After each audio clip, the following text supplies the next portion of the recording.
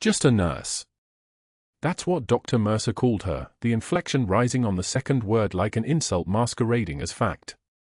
Margaret Walsh had been at St. Michael's Hospital in Colorado Springs for 8 months, long enough to know that the fluorescent lights above the oncology wing hummed at exactly 60 Hz, long enough to memorize which elevator stuck on the 3rd floor, long enough for patients to request her by name when their families called ahead.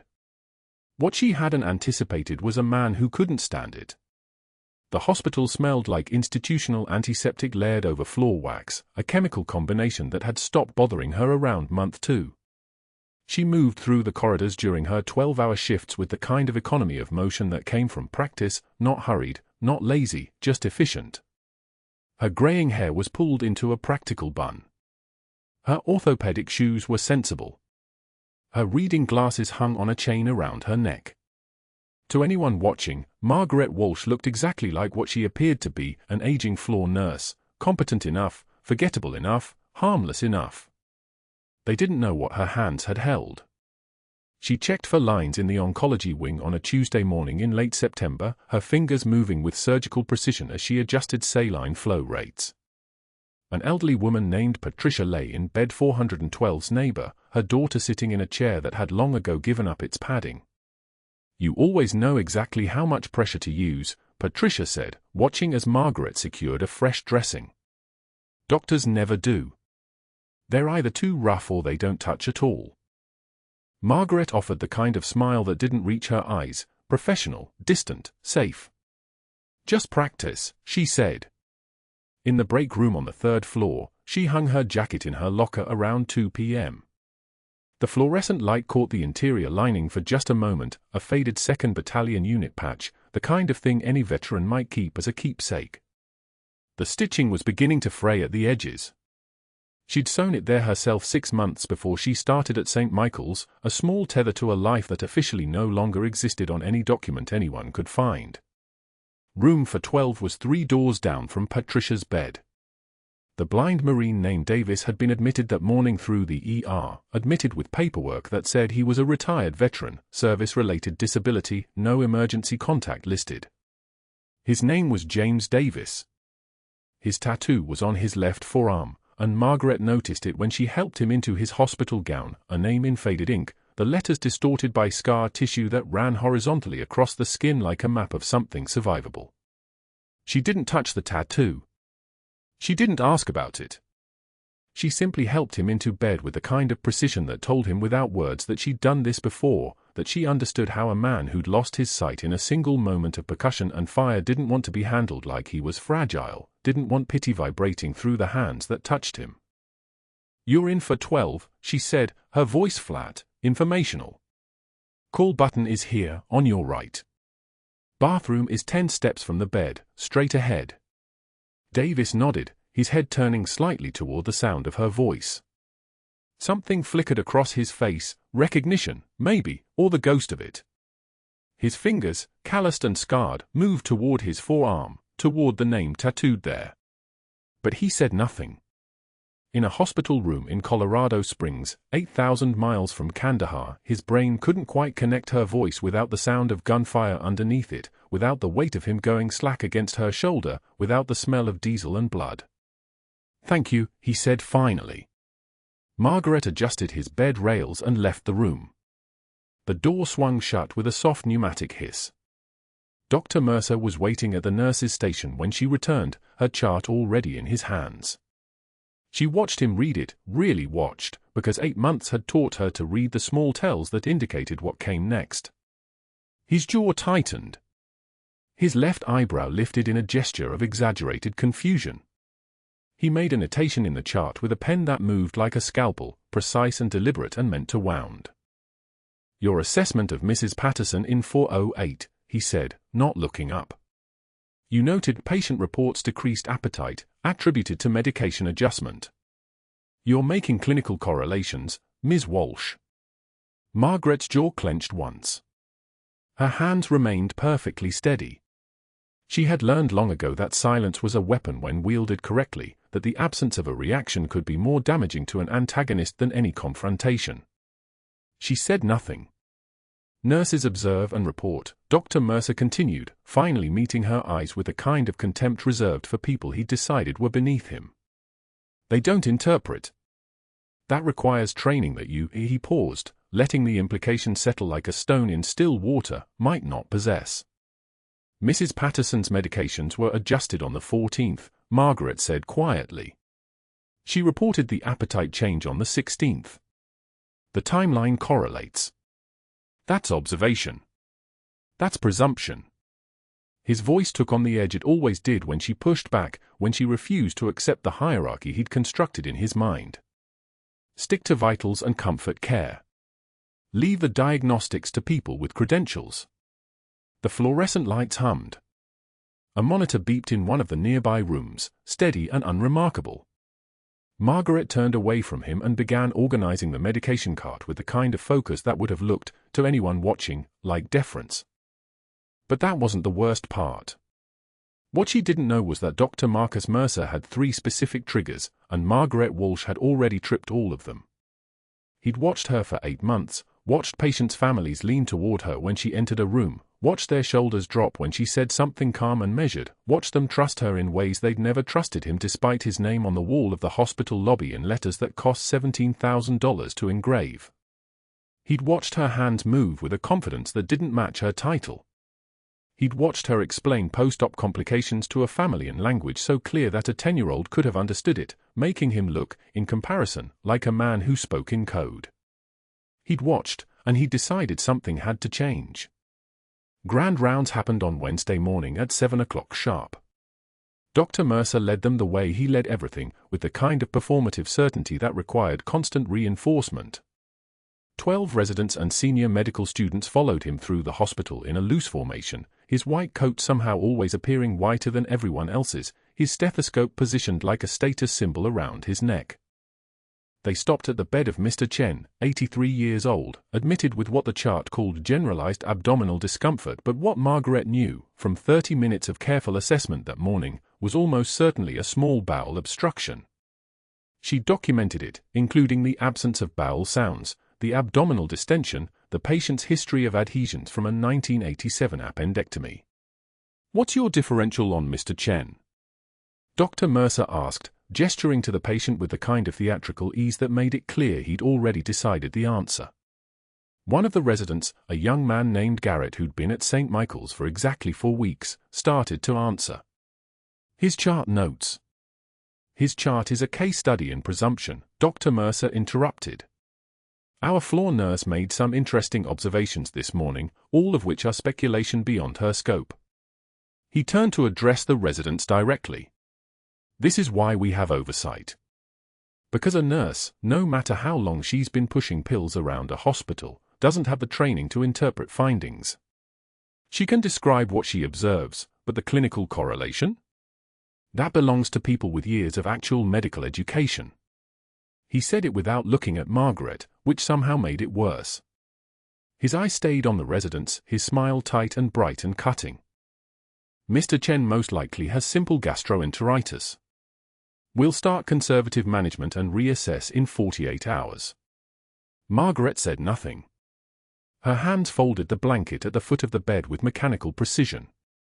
Her face remained a mask of professional composure, the kind of mask she'd learned to wear so long ago that it had become less like a mask and more like a second skeleton underneath her skin, holding everything in place. But that wasn't the worst part either. What Dr. Mercer didn't know, what nobody at St. Michael's Hospital knew, was that Margaret Walsh had a classified assignment running underneath her shift work like a current beneath still water.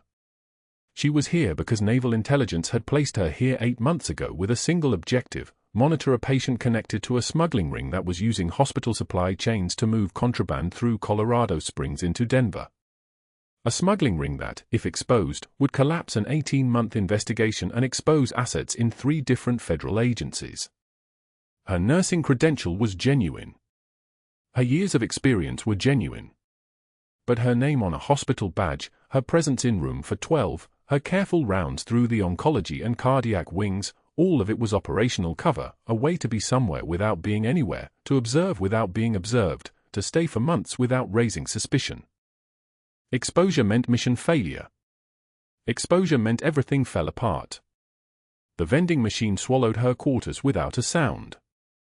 Margaret pressed B7 and watched the crackers spiral down into the retrieval slot, her movements precise as always. Economy of motion, wasted energy is wasted focus, a principle drilled into her across 3 tours of Helmand province.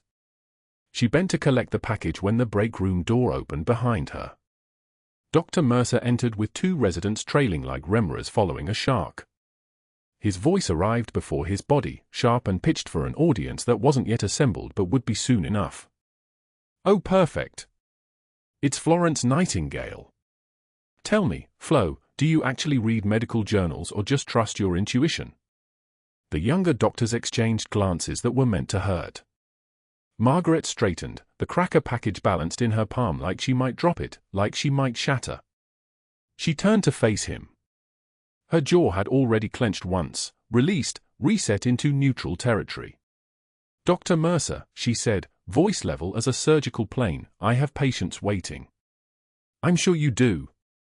He leaned against the counter with the casual arrogance of a man who had never been corrected. "I'm also sure they'd be better served by someone who actually understands the difference between nursing and practicing medicine without a license." "But what do I know? I only went to Johns Hopkins." One of the residents laughed, a bark, sharp and performative. Mercer continued, feeding on it, "She probably thinks Hopkins is a restaurant chain. Some place on the Strip in Vegas where the waitresses wear surgical masks for ambience." Margaret's hand remained steady. Not trembling. Not white at the knuckles. Just a hand holding crackers, about to move past 3 men who had decided that cruelty was currency and she was a mark worth exploiting. The faded patch inside her jacket lining, the unit designation of every Marine she'd carried through Kandahar dust, every name she'd stitched there with shaking hands in a prefab chapel near Bagram, remained exactly where it had always been. Hidden. Untouchable. She walked past them without another word. What happened in her chest as she moved was muscle memory of a different kind. Not the knife work of staying composed. The deeper reflex, acknowledgement that small men always mistake silence for weakness, and that the truly dangerous people in any room are the ones who've already learned what actually matters and what doesn't. Dr. Mercer's voice chased her down the corridor like a trailing dog. She didn't look back. But that wasn't the worst part. 3 days later, Margaret sat in the conference room at the back of the Monday staff meeting. Fluorescent light hammered down from the ceiling panels. The room smelled of burned coffee and the particular staleness of recycled air, the same flat, chemical taste she remembered from a field surgical tent outside Marja. Dr. Mercer controlled the agenda like a conductor, pointing to slides on sepsis protocols, antibiotic cascades, new documentation standards that had arrived from hospital administration sometime between last week and this one. Margaret had spent her morning with a 67-year-old woman in septic shock, BP dropping, lactate climbing, the body's chemistry turning itself into an enemy. The literature she'd read last night suggested that the hospital's current sepsis screening tool missed early indicators in diabetic patients. The tool was missing something. People died because of something. When the protocol section concluded, Margaret raised her hand. It was not aggressive. It was not confrontational. It was the hand of someone asking permission to speak, the way a nurse was supposed to do. "May I suggest a modification to the screening criteria?" Her voice barely carried to the far side of the table. Recent literature from the Critical Care Society indicates we're missing diabetic presentations. The glucose spike pattern is a stronger early indicator than we're currently. "I'm sorry," Dr. Mercer interrupted, his volume climbing like he'd been waiting for this moment, had been rehearsing it in the shower, in his car, in the moments before sleep. "Are you actually questioning established hospital protocol? Because from where I'm sitting, that sounds an awful lot like insubordination. Challenging your supervisor's clinical judgment in front of the entire department. That's concerning, Margaret. That's very concerning." The room went still. 23 people stopped breathing at the same time. Margaret could feel it, the held air, the waiting to see what would happen next. Mercer's voice dropped lower, confidential now, like he was sharing worry instead of wielding it. Security is right downstairs, you know. If you'd like to continue this conversation about your judgment calls and your, how should I put this, your apparent belief that you know better than physicians, well, the parking lot would be a much more appropriate venue. Margaret closed her notebook. The sound was small but audible, paper crisp, binding clicking shut. She stood with the same unhurried motion she'd used to leave a patient's room, her gaze horizontal, not downturned, not averted. I'll return to my patients now, Dr. Mercer. I apologize for the interruption. As she moved toward the door, his voice pursued her again, softer now, almost gentle. That was worse than the loudness. I've been keeping notes, Margaret. Concerning documentation habits. Possible impairment. The way you've been acting lately. Erratic. Emotional. These things matter. They matter for your career. The door closed behind her with a pneumatic hiss. Margaret didn't go directly to her floor. She went to the supply closet on the third level, the one that nobody used, the one with the cleaning chemicals and the extra fur stands and the boxes of gauze that had somehow migrated there 3 years ago and never left. She stepped inside and pushed the door almost shut, leaving it cracked just enough that she could hear if anyone approached. Her hand pressed flat against the wall. Cold drywall, textured with the faint roughness of institutional paint. She breathed through her nose once. Twice. 3 times. Her eyes closed. When they opened again, she was looking at her own reflection in the darkened window above the supply shelf. The face looking back was composed. Controlled. The face of someone who had learned a long time ago that the most dangerous thing you can do is let them see you break. She straightened, pushed the closet door open, and returned to work. Room for 12 held James Davis, the blind Marine from her intake 3 weeks prior. His breakfast tray sat half-eaten on his bedside table, the eggs gone cold and congealed. Margaret adjusted it as she entered, her movements efficient, the kind of practiced grace that came from doing the same task 1,000 times across 1,000 different rooms.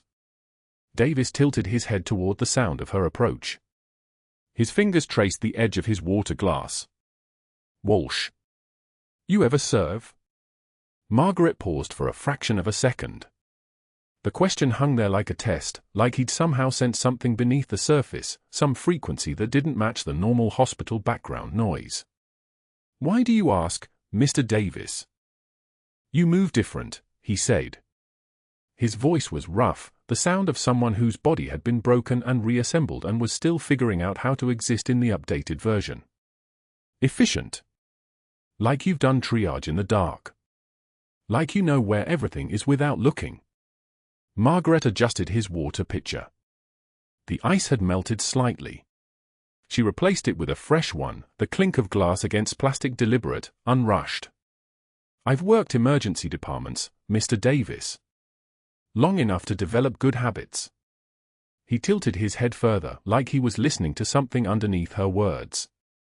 Your voice sounds. He trailed off, his sightless eyes searching the space where her face would be. Never mind. IED took more than my eyes. Scrambled the good parts too, probably. Can't remember things right. Margaret's hands remained steady as she charted vitals into the electronic system. Her pen gripped tighter than necessary. BP 138/82. Heart rate 74.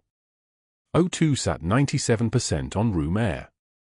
All within normal parameters. All the things that looked fine on paper. Downstairs, in the administrator's office on the 2nd floor, Dr. Mercer was having a very different conversation.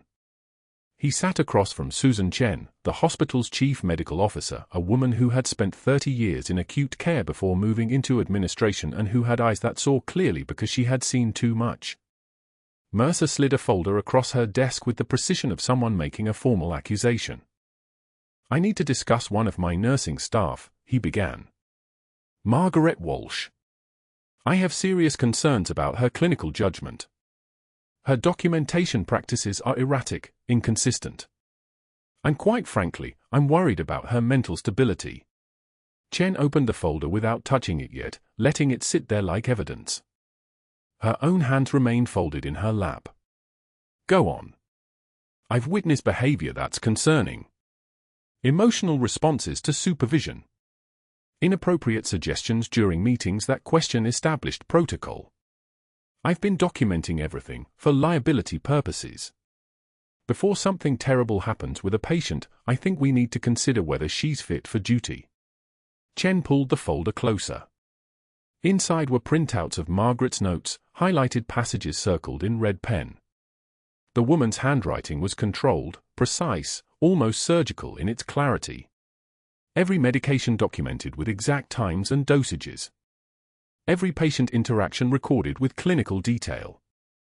Every concern backed with reference citations and clinical reasoning that matched current literature. She'd also received 3 written patient commendations about Margaret this month. One from a family whose father had been stabilized by Margaret's early recognition of a calcium imbalance before the resident even knew to check. Another from a community advocate who'd observed Margaret spending her own break time teaching a newly diagnosed diabetic patient about medication interactions. A third from a cardiologist who'd written that Margaret's vital sign trends had caught an arrhythmia that would have been missed without her documentation diligence. Dr. Mercer, Chen said carefully, these are serious allegations. Do you have specific incidents? Dates? Patient outcomes that were affected by her judgment? Her entire approach is the problem, he said, and now his voice had taken on an edge, a sharpness that suggested he was running out of script. She questions established procedures. She acts like she understands patient presentations better than the physicians in the room. She documented a concern about my medication order last week, a suggestion that my dose of metoprolol was excessive for a particular patient. Was it excessive? Chen asked. Mercer's jaw tightened. That's not the point. The point is she's overstepping her scope. She's creating liability. She's? Thank you, Dr. Mercer. I'll look into this. He stood, collected the folder, and left. Chen sat alone in her office for a long moment, reading Margaret Walsh's notes again. The clinical documentation of someone who cared enough to remember that patients were people, not just diagnoses. In the parking lot that evening, Margaret sat in her car with the engine off. The Colorado Springs sunset burned the sky orange and pink above the buildings, the kind of light that made everything look like it was already burning away. She pulled out her personal phone, the old one, the one that required a password, the one that barely worked, and saw the text waiting in the encrypted application. Valkyrie 6, target patient being discharged Friday. Extend surveillance window or mission scrubs. She stared at the message for exactly 40 seconds. James Davis. The blind Marine who somehow recognized something in her voice, something that belonged to another time, another life, a corridor through Kandahar where the air was thick with dust and mortality and the sound of a man's heartbeat the only metric that mattered. Her fingers moved across the screen. Understood. She set the phone in her lap and didn't start the car for 5 minutes. Her reflection in the rearview mirror showed the same controlled face, the same steady eyes. But her hand trembled once on the steering wheel, not from fear, but from the particular kind of strain that came from holding a secret so large it was starting to develop its own weight, its own gravity, pulling everything closer to collapse. She steadied her breathing. Steadied her hand. Started the engine and drove home through the darkening evening, leaving behind a hospital that was very slowly beginning to understand that one of its nurses was not what she appeared to be at all. Dr. Mercer sat in his office with the door closed, afternoon light slanting through the Venetian blinds in sharp geometric patterns across his mahogany desk. The 3 phone calls he was about to make would take 11 minutes total. He had timed similar conversations before. His hands were steady. His voice would be smooth. These were not threats, they were the architecture of institutional inevitability, the kind of pressure that didn't announce itself loudly but simply became the gravitational field everyone learned to move within. He picked up his desk phone. The dial tone hummed like a single unwavering heartbeat. The first call connected to Gerald Hutchins on the second ring. Hutchins, a hospital board member with political connections that extended 3 counties deep, answered with the reflexive courtesy of a man who had learned that every phone call was a transaction. Mercer's voice carried the careful warmth of someone calling in old capital. Gerald, it's Richard Mercer. Remember when I testified for your daughter's custody hearing? The evaluation I provided made the difference. A pause. Mercer could picture Hutchins nodding, remembering, already calculating the debt. I need a small favor. There's a nurse here at St. Michael's, Margaret Walsh, and I have serious concerns about her credentials and scope violations. I'm formally requesting a peer review, but I wanted you aware before the process begins. As a board member. The language was surgical. No accusations that couldn't be walked back. No statements that contradicted policy. Just a careful suggestion, perfectly framed, planted in soil that had already been prepared. Mercer listened to Hutchins' promise action, then disconnected. 9 minutes remained.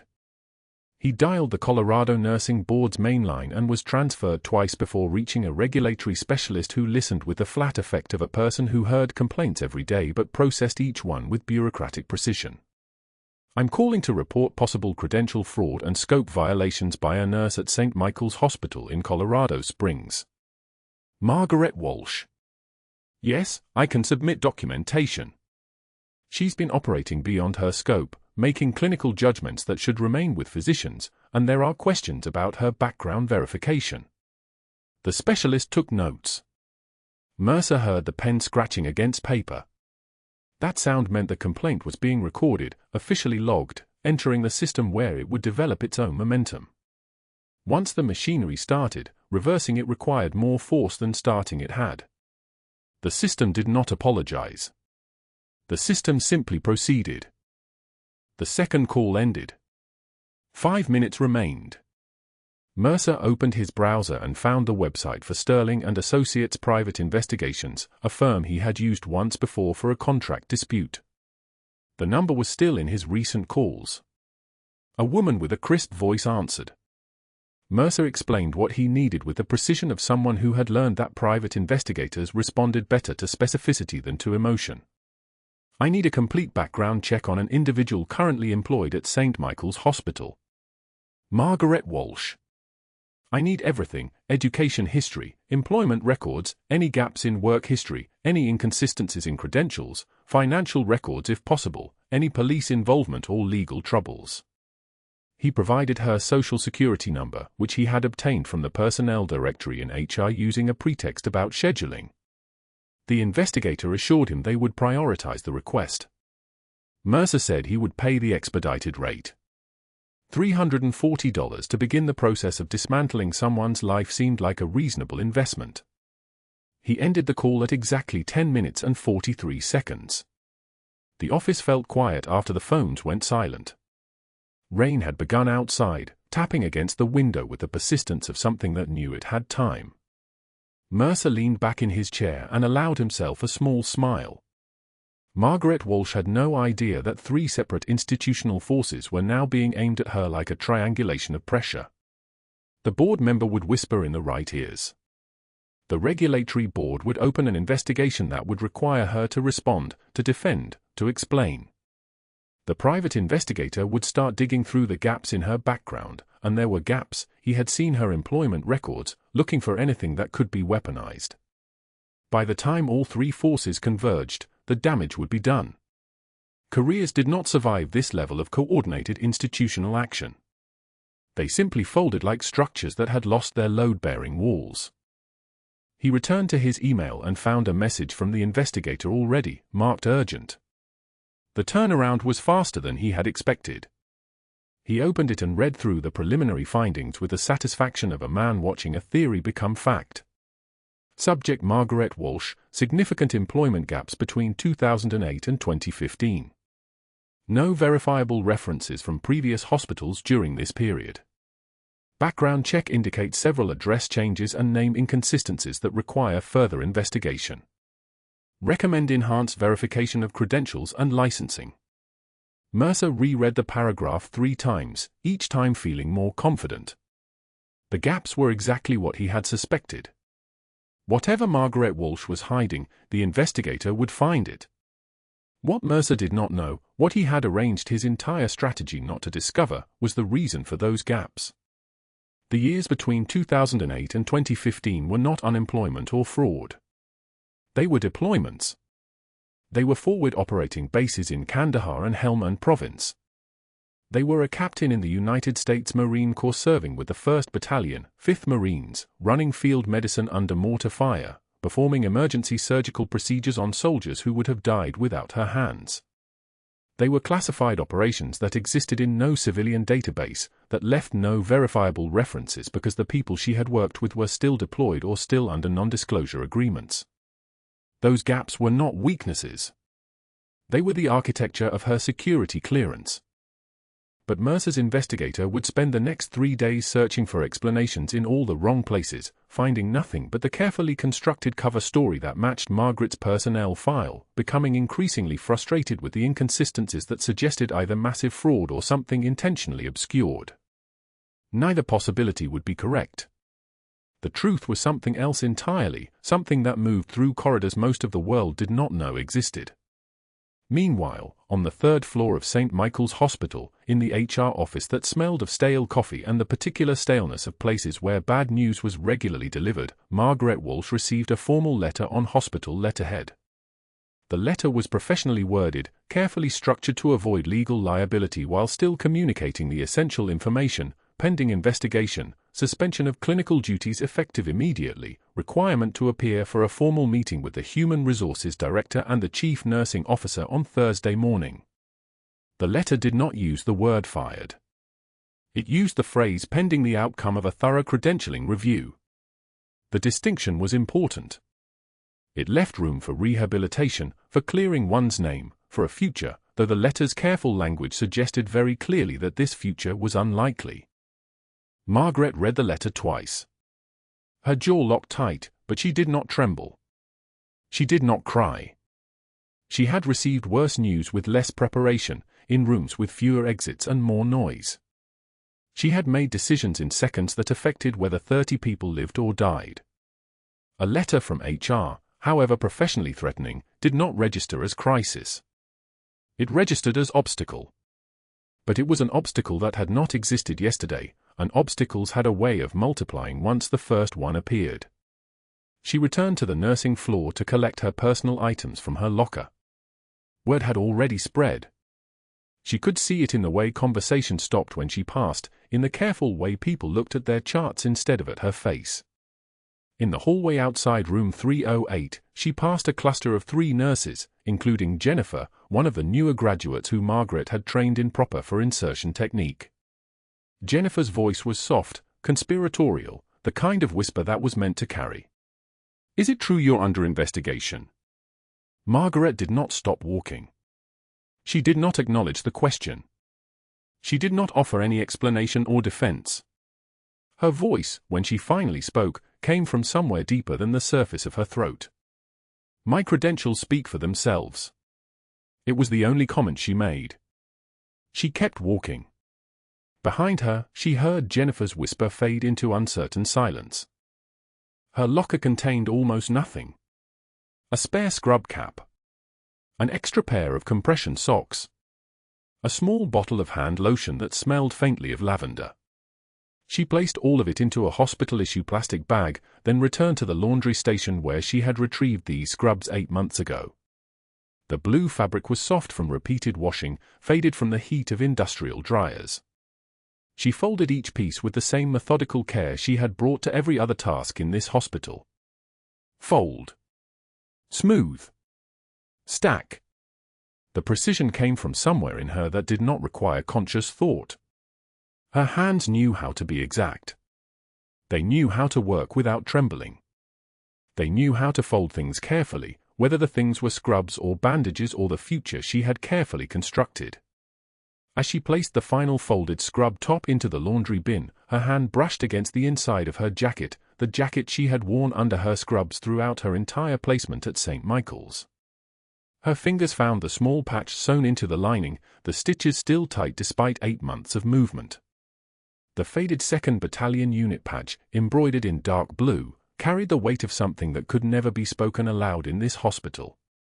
It pressed against her ribs like a reminder that she had been other things, in other places, under other names.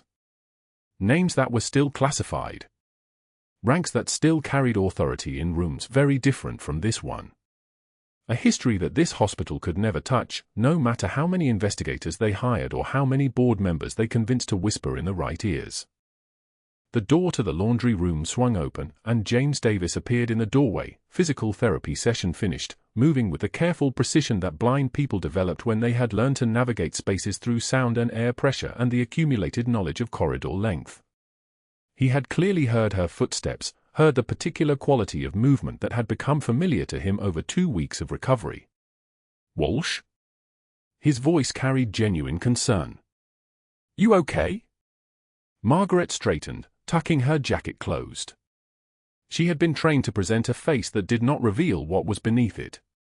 "I'm fine, Mr. Davis. How's your mobility today?" It was the kind of question a nurse asked, clinical and deflecting. It worked. Davis smiled, tilting his head in the direction of her voice. "Better. I walked the entire corridor without stopping today." "That's progress." Yes, Margaret thought. That was progress.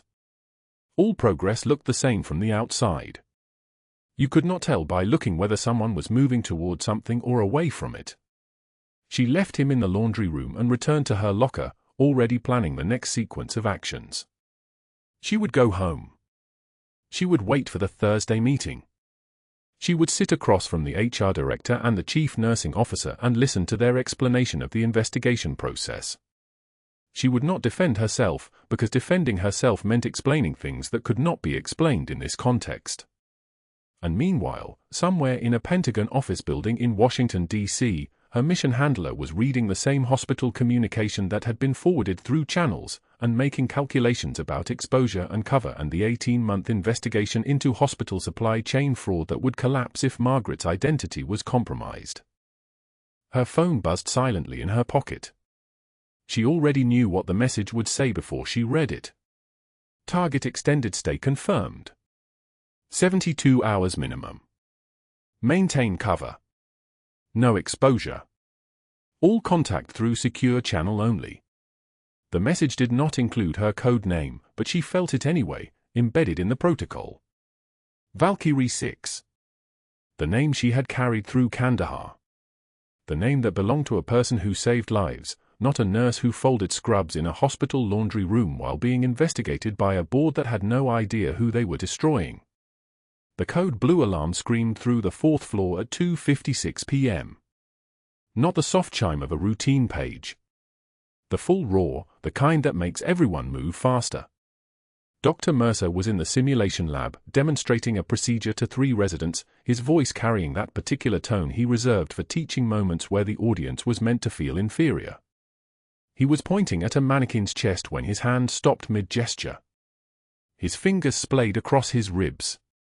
His breathing changed. Not dramatic. Just wrong. Then his knees buckled. The residents froze. One of them, a young woman with dark hair, opened her mouth. Nothing came out. Margaret was in room 408 updating a medication chart when she heard the alarm. She knew that tone. She'd heard it in Kandahar when the convoy took fire. That particular frequency that cuts through everything else. Her hands finished writing mid-sentence. One smooth motion. She set down the pen, stood, and moved. 30 seconds later, she was on her knees beside Dr. Mercer's collapsed body in the simulation lab. Her assessment took 5 seconds flat. The distended neck veins. The way his right side wasn't rising with breath. The trachea shifted slightly left. Tension pneumothorax. The lung had collapsed and was pushing everything away from center. He had minutes. Maybe less. She didn't look at the residents. 14-gauge needle. Second intercostal space. Midclavicular line. Now. One of them stammered. Shouldn't we wait for? He has 3 minutes before cardiac arrest. Her voice was flat. Information being delivered. Move. Her hands didn't shake as she palpated the landmarks, found the exact space between his ribs. The needle felt familiar in her fingers, the weight of it, the angle. She'd done this before. Not in a simulation lab. Not with a mannequin. In a desert with mortars walking closer and a sergeant who couldn't breathe and a decision that took for seconds. The needle went in. The hiss of air escaping sounded like a tire deflating, like pressure releasing, like life returning. Mercer gasped. His color came back in seconds. 40 seconds total from collapse to stable. Margaret stood, wiped her hands on her scrubs, and didn't look at the frozen residents. Someone page cardiothoracic surgery. ICU bed. He's going to intensive care. She walked to the nurse's station and documented everything in perfect clinical language. Tension pneumothorax, secondary to acute pneumothorax. Needle decompression performed. Vital signs stable. O2 saturation recovered to 96%. The words came out of her fingers as if they belonged to someone else. Which, in a way, they did. The person who had written those words had learned how to do this in a place where documentation meant the difference between a medal and a court-martial. 3 hours later, Dr. Mercer opened his eyes in the ICU. His chest was wrapped. Tubes ran from his arm. The hospital administrator was sitting beside him, and the administrator's face had that particular expression people got when they realized they'd been wrong about someone important. Nurse Walsh saved your life, the administrator said. The resident said it was extraordinary. The way she moved. The precision. They said it was like watching someone operate. Dr. Mercer's jaw tightened. His eyes moved to the ceiling. He said nothing. That evening, while his bandages were still fresh and his morphine drip was still running strong, Dr. Mercer made 3 phone calls. The first was to Gerald Hutchins, the board member who owed him favors. I need that board review expedited. I don't care about procedure. Get it done this week. The second was to the Colorado Nursing Board directly. I'm adding falsification of credentials to my formal complaint. Someone with her background should have disclosed military service. That's a regulatory violation. The third was to his private investigator. I need everything by Monday. Whatever it costs. Background, financial records, anything that shows she's not what she claims to be. There's something wrong here, and I'm going to prove it. The investigator's response was simple. Already on it. By week's end, Margaret received a suspension letter on hospital letterhead. 2 hours to clear out her locker. No escort required, they knew she wouldn't run. Running meant leaving the mission incomplete. Leaving meant the smuggling ring kept operating. Leaving meant 18 months of work burned. She walked to the employee locker room, opened her assigned space, and began removing the few items she'd brought. Her spare shoes. A hairbrush. A book she'd been pretending to read during break. The industrial laundry room smelled like bleach and steam. Margaret folded her scrubs carefully, the blue fabric creased and pressed the same way she'd done it for 8 months. 1 scrub top. 1 scrub bottom. Laid flat on the sorting table. The hospital badge went on top, her face in the photo looking appropriately anonymous, appropriately forgettable. Just another nurse. Just a person doing a job. The laundry attendant, an older woman named Rosa who had always smiled at Margaret in passing, looked away as Margaret set the folded clothes down. Margaret walked back through the corridors, her posture unchanged, her expression neutral. No one stopped her. No one made eye contact. The suspended nurse was contagious apparently. Dr. Mercer's narrative had already done its work. The competent one who'd saved his life wasn't the same person they'd been comfortable dismissing the week before. The contradiction was unsettling. Better to look away. She pulled on her jacket in the hallway, the fabric cool against her skin. The faded 2nd Battalion unit patch was sewn into the lining, something any veteran might keep, something no one would notice. It had been there since she'd arrived. 18 months of carrying it pressed against her ribs, against her heart, a reminder of who she actually was beneath the scrubs and the careful deferential posture. The parking lot was empty at 4 p.m. on a Thursday. Her car was a forgettable sedan. Grey. For doors. The kind of vehicle no one remembered seeing. She sat in the driver's seat and placed her hands on the steering wheel. The engine wasn't running. She sat there for 15 seconds, staring straight ahead, before finally turning the key. The engine started. The car pulled out of the parking lot. And somewhere in the hospital behind her, Dr. Mercer was making more calls, convinced that one more push, one more investigation, one more pressure point would crack the story open. He had no idea what he'd actually activated. The disciplinary hearing was scheduled for 8 days later.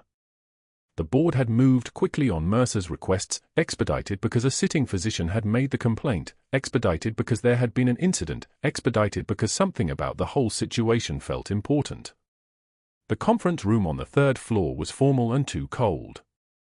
A long table with 8 board members seated behind it. Hospital administrators. Physicians. Nurses. The apparatus of institutional authority. Dr. Mercer sat to the right, his bandages visible under his collar, his attorneys flanked around him like bodyguards. Margaret entered at exactly 9 a.m., wearing slacks and a blazer, no uniform, no name badge. She sat alone at the respondents' table. In the back row, a blind retired Marine named James Davis sat with his service dog, a black Labrador with a working vest. His head was tilted, listening. The board chair opened with procedural language. This hearing is to address concerns regarding possible credential falsification, documentation irregularities, and scope of practice violations. The complainant, Dr. Mercer, alleges. Margaret's shoes clicked across the tile as she shifted position. That specific rhythm. That particular gait. The weight distributed evenly, the stride purposeful but not aggressive. The cadence of someone trained to move through hostile territory without drawing attention. Davis's entire body went rigid. His fingers gripped his cane so tightly his knuckles turned white. His service dog sensed the shift and pressed against his leg. Davis leaned toward the person next to him, a Marine liaison officer named Captain Rodriguez, and whispered a single word, Valkyrie. Rodriguez's eyes snapped open.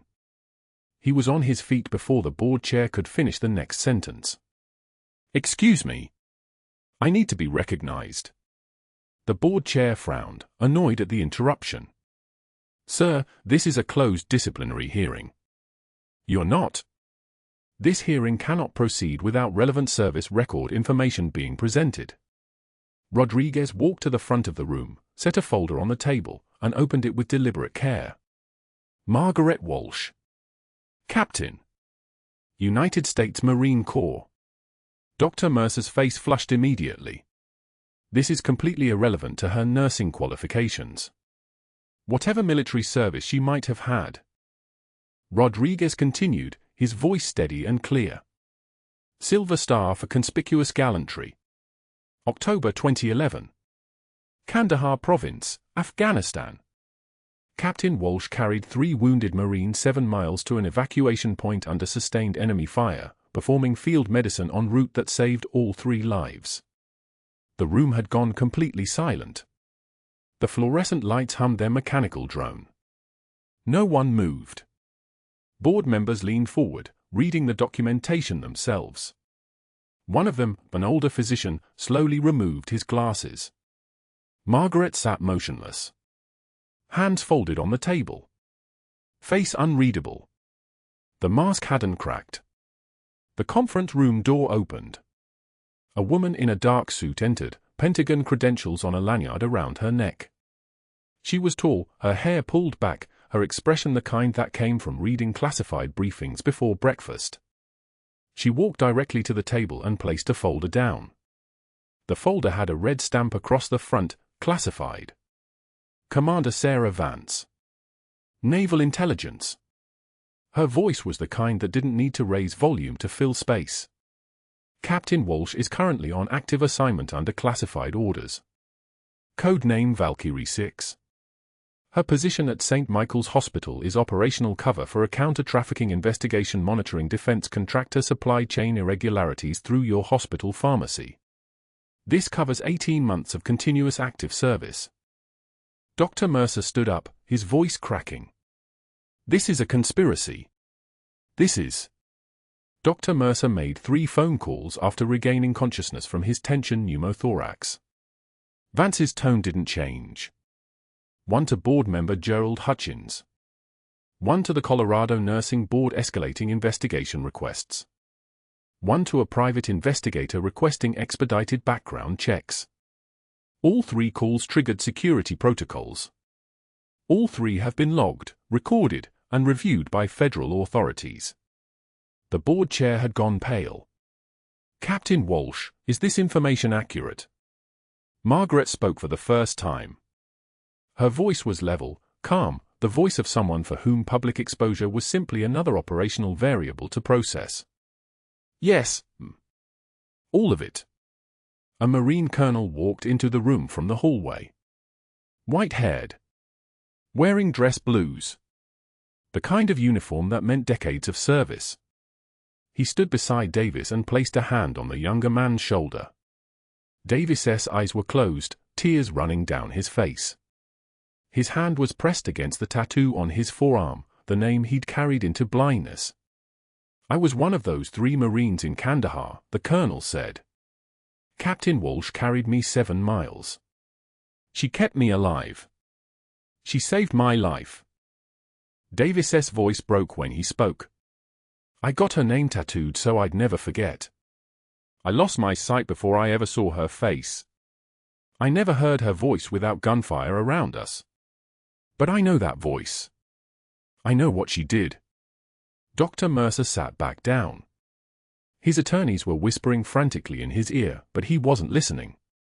He was staring at the classified folder on the table, at the woman in the dark suit, at the Marine colonel, at the blind veteran crying in the back row, at Margaret Walsh, who was sitting perfectly still and looking directly at him with eyes that had seen things his entire career had tried to hide from. The board chair cleared her throat. "It appears this hearing is no longer appropriate to proceed. Captain Walsh, we apologize for the circumstances that led to your suspension. But that wasn't the moment that mattered. The moment that mattered was when Davis stood up, his hand trembling on his cane, and walked toward Margaret. 3 steps. 4. Until he was standing in front of her. And without a word, he reached out his hand. She took it. His fingers found her face, touching the cheekbones, the jaw, the skin he'd never seen but had always known. "Valkyrie," he whispered. "You came back." At the disciplinary hearing in St. Michael's main conference room, Margaret sat perfectly still. Her hands were folded on the table in front of her. The fluorescent lights overhead cast everything in a pale institutional white. Behind her, in the back row, James Davis sat with his service dog's harness looped around his wrist. He tilted his head at the sound of her footsteps, that particular rhythm of movement, the specific weight distribution of someone who'd learned to walk through hostile territory without sound. His lips moved silently, forming a single word, Valkyrie. The board members glanced at each other with confusion. They didn't understand the reference. They didn't know that 7 years ago in Kandahar, when an IED took Davis's sight and left him bleeding out in a village square, the medevac nurse who'd carried him 7 miles to the nearest forward operating base had done it under sustained mortar fire. That nurse's call sign was Valkyrie. That was Margaret. A Marine liaison officer stood from the side of the room. He wore dress blues, his uniform crisp as folded paper.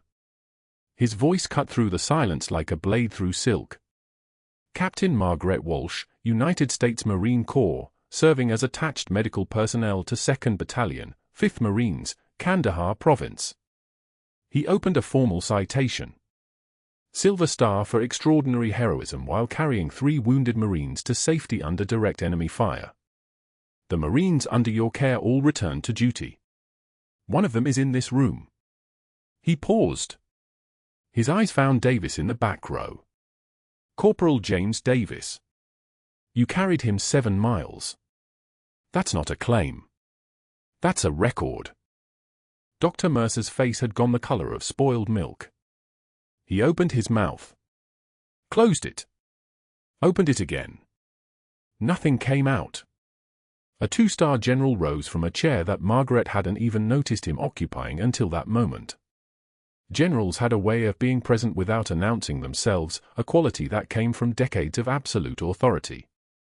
His chest was heavy with medals. He saluted Margaret, his fist rising to his heart with the crisp precision of ritual. "Captain Walsh. Welcome home." Then he turned to the board. Her service record includes a Navy Cross for combat leadership during Operation Enduring Freedom. She's held a top-secret SCI clearance for 12 years.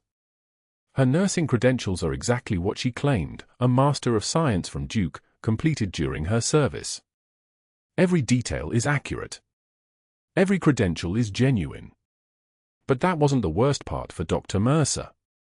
A Pentagon representative in a grey suit stood next and delivered a thick folder to the board chair. Her voice was flat, administrative, the kind of tone that people used when delivering information that couldn't be softened. Dr. Mercer's attempt to access classified military databases triggered federal alerts.